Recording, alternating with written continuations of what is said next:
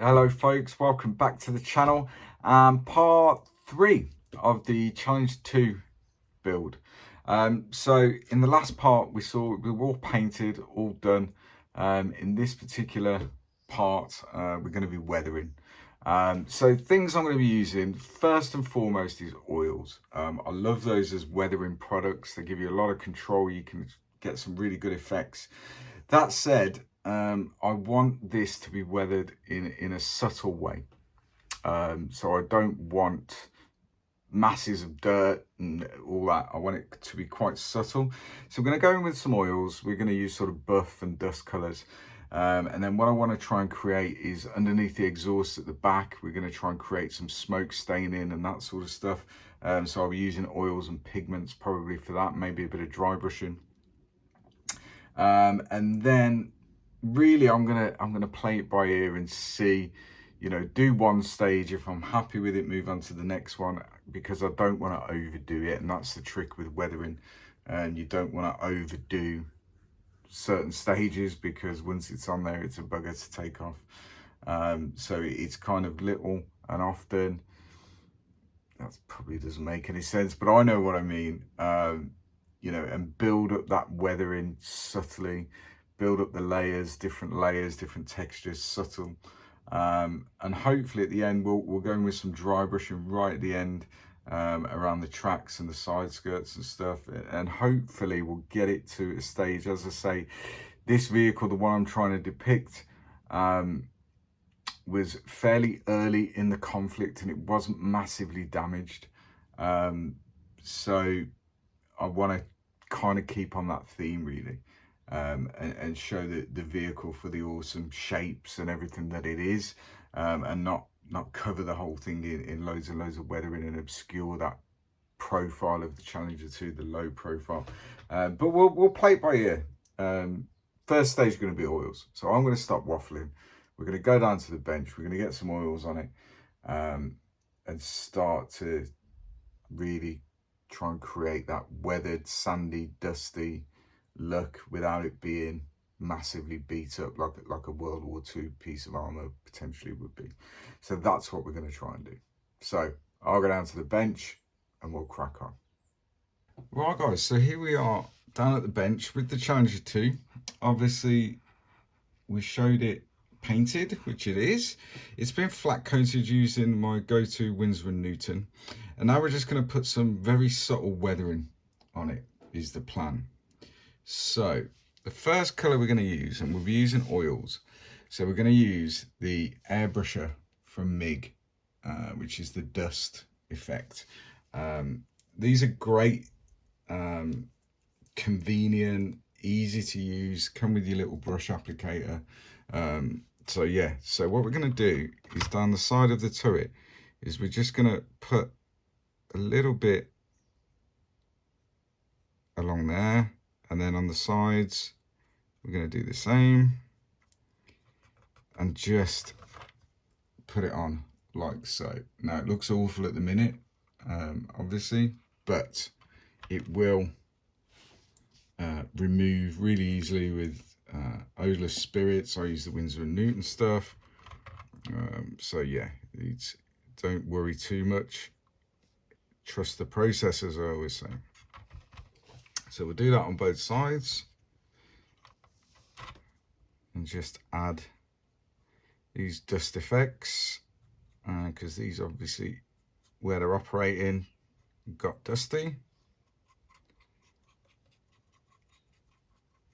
So there we go.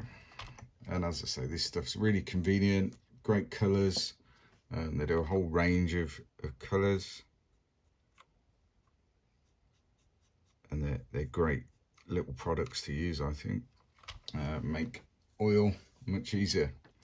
Now on the top, we're gonna just add random bits because we want the top to be a little bit dusty. So we'll just start to add this on randomly and on the panels at the front here.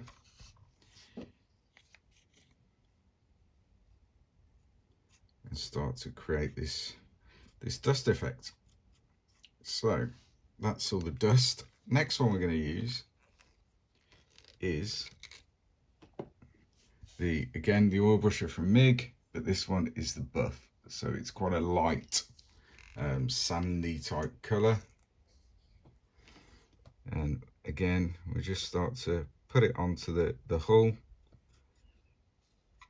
and then when we start to remove it, once this is dry, and today's a very warm day, it should dry fairly quick, certainly within 30-40 minutes, and then we can start to remove it and try and create the effects that we're after is the plan. So just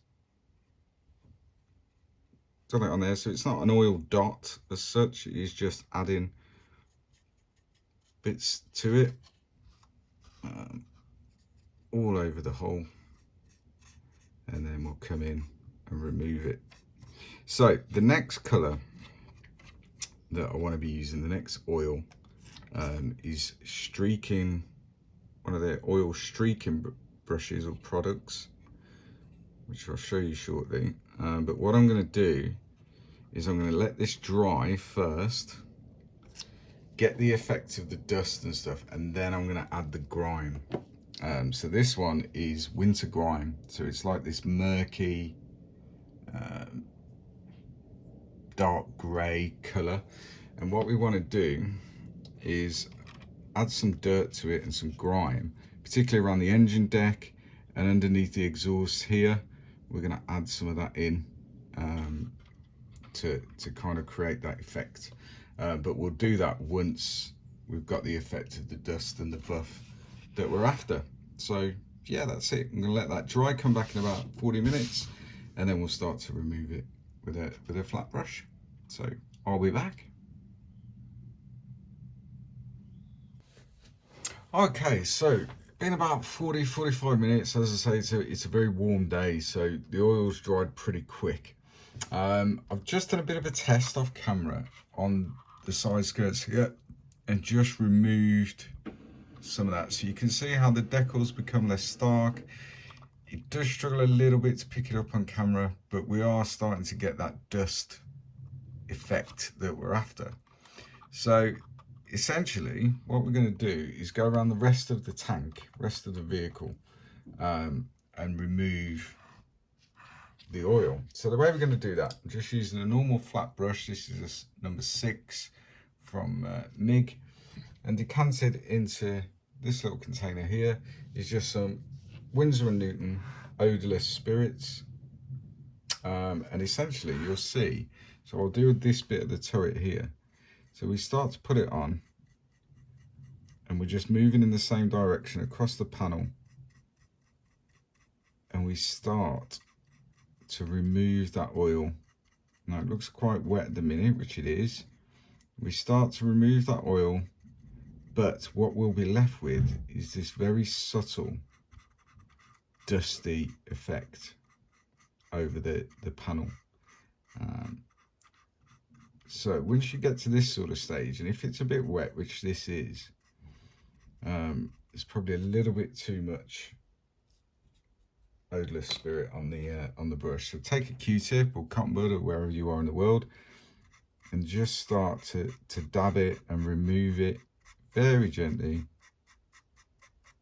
and we start to get the effect that we're after, which is this dusty, worn look.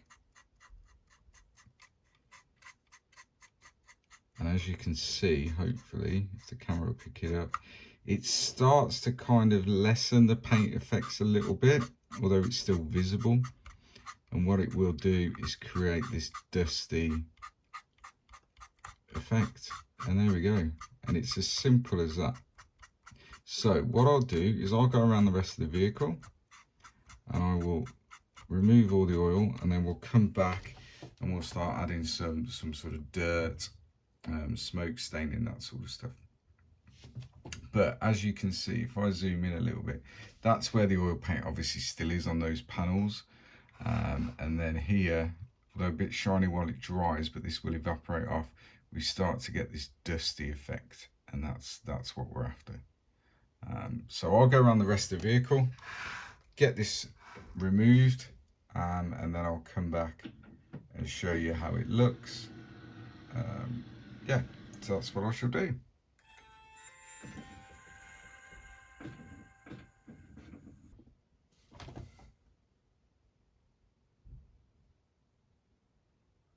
Okay folks, so we have removed the majority of those two colours with the oil, and we are starting, it's very difficult on camera sadly to see the real subtle effect that it's giving us, but it's where we want it, or where I want it to be at this stage. So now we're going to use the winter grime, and what I want to do is around here, so these bits on here are essentially exhaust, but around here what you would often see is kind of blackening, dark spots around this kind of area here where the exhaust fumes were hitting the side of the vehicle. So all I'm going to do is, this is essentially like a starting point, so we're just going to dab a little bit where we want it on both sides, and then I'm going to let that dry,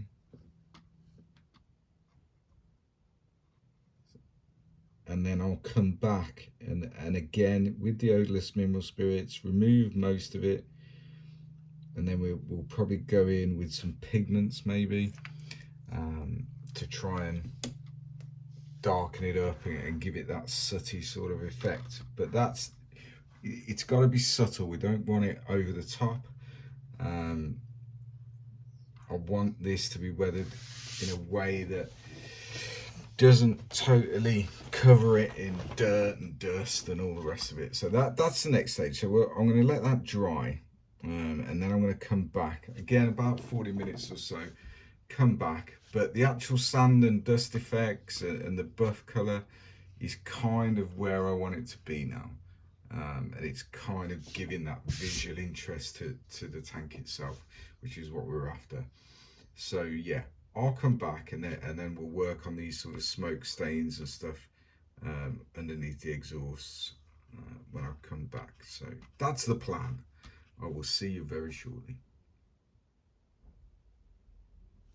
Okay folks, so here where we added the dirty smoky colour, it's only been about 30 minutes. It is incredibly warm today. So what I want to try and do now is show you how I'm going to try and create these smoke effects. Now you'll have to bear with me because doing it on camera for me is not the easiest. So rather than streaking it, we just want to go now in sort of circular motions. And what we should start to achieve is, it's very difficult on camera to show, but it starts to stain it, and shows this staining dark patch. So as we've done that, then what we're going to do is we're going to get some pigments, and I'm going to use the UMP Ultimate Modeling Products black pigments. These are fantastic quality, some of the best pigments you can actually get your hands on, in a various range of colors, and I really like these. I've used them many times, and they're fantastic for this sort of thing, and they're really good. So we're going to start dabbing the pigment onto where the odorless mineral spirits is still drying, and try and create this kind of smoky soot staining from the exhaust. And hopefully you can see that we're starting to get that soot effect, and that's exactly what we're after. Again, quite subtle, you know, it wasn't black, but it was definitely there. So we need to try and, as best we can in scale, kind of replicate it a little bit.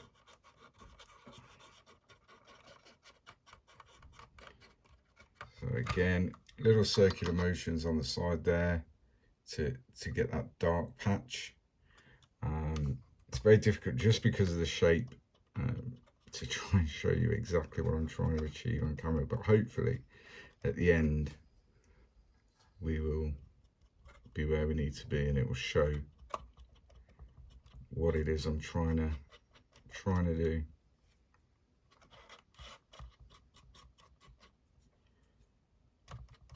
And it's, again, less is more. As I say, it wasn't black, so we don't want it totally obscuring the paint underneath, but more of a stain, and that's hopefully what we'll achieve. So have a look at this side, because this will be dry now, and that's the kind of effect we're going for. Just this kind of very subtle staining effect.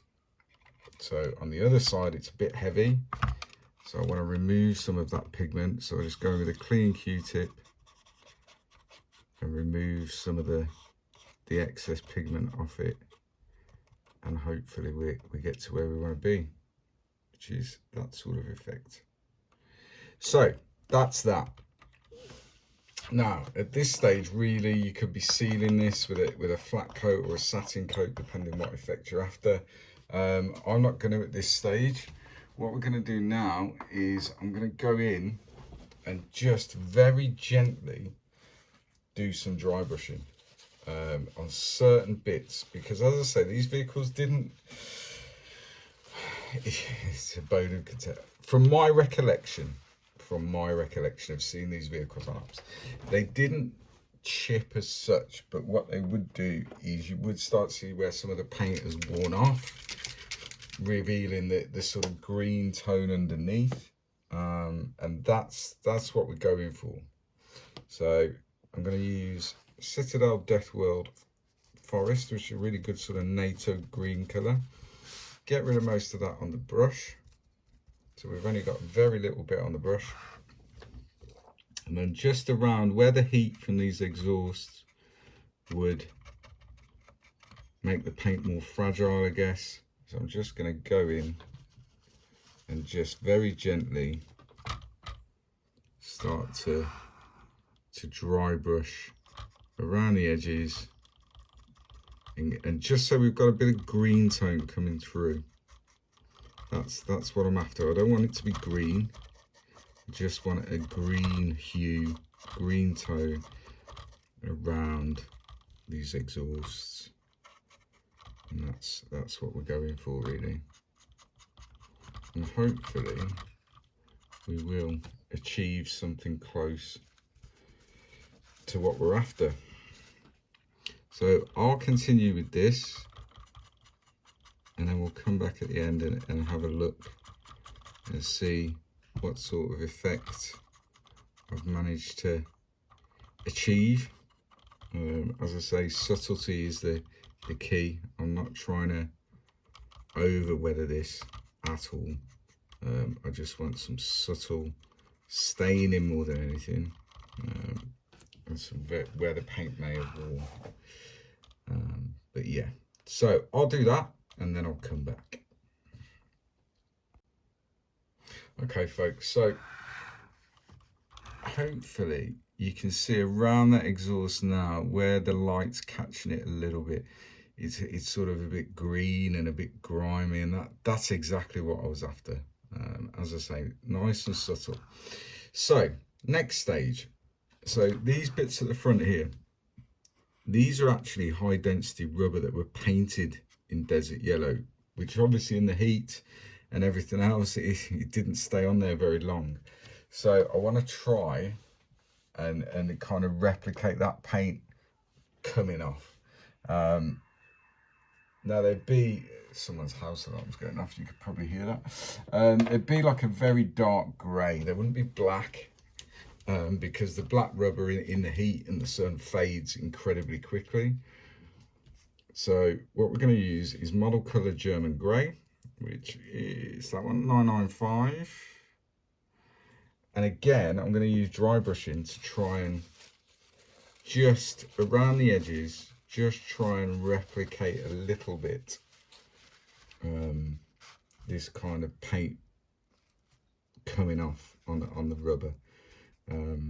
So we'll see how it get on. But again, less is more. Start off subtle, because unfortunately once this is on, it'd be a bugger to try and correct it if you've gone too heavy and you don't like the effect. So just there, and more so at the bottom. You want it a little bit darker at the bottom than at the top.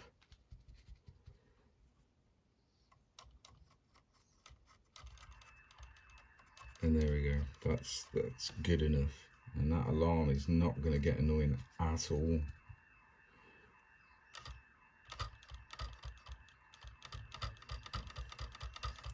At all.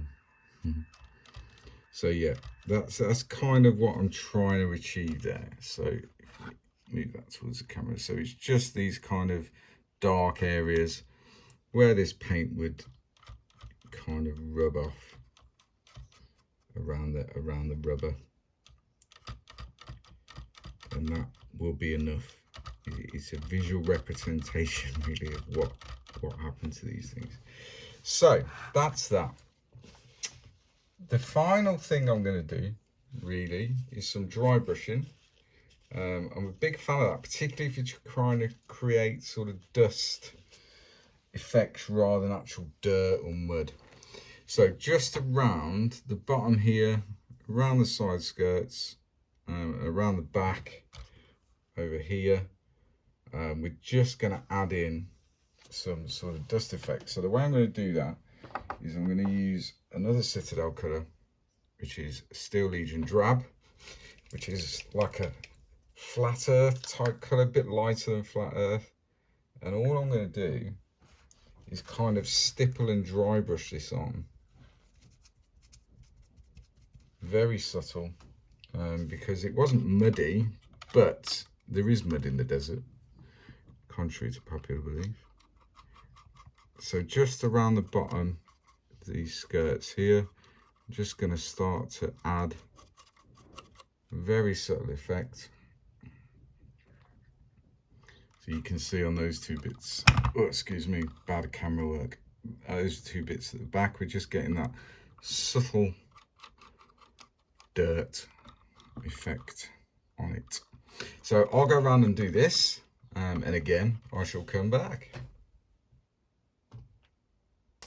Right folks, so I've added that sort of mud or dirt effect, pick it up, along the sides, and to be honest, now, bit of fluff, now I'm kind of happy with where it's at. I don't think I'm going to do any more to it.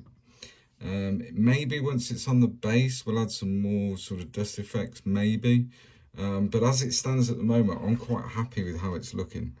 So the only thing left to do now is a flat coat to protect all that. And what you will see, I don't know whether the light will pick it up there on the turret. So just at the top here is where we've gone in with the oils and the odorless spirits. We do get a little bit of a shine.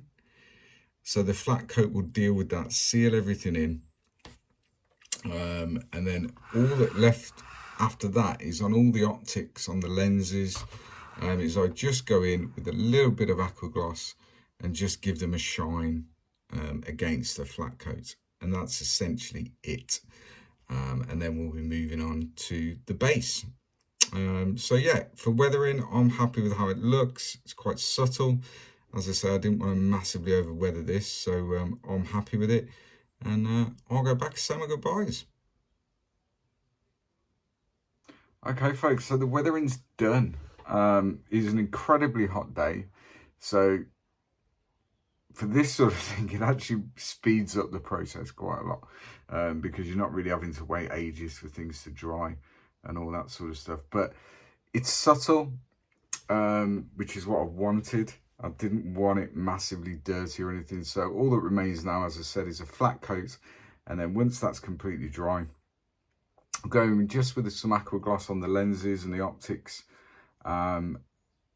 just to give them that sort of reflective shine, and that's it. So the vehicle's pretty much done. And then in the next part, we're going to move on to the base, and how I'm going to do the base and everything else. So we're getting there. It's a lovely little kit. It doesn't take long, and it is, you know, typical Tamiya quality. So yeah, not too bad at all. I'm liking how it's looking. Not everyone's cup of tea. Some people would chip the hell out of it and everything else. I didn't really want to do that on this one. So yeah, it is what it is. But I'm liking how it's turning out. So yeah, that's it. Thanks for watching. If you haven't, catch up on parts 1 and 2, the build and the painting of it. Hit the like and subscribe, and I'll see you in part 4 for the base. Till next time, stay safe, happy hobbying. Bye bye.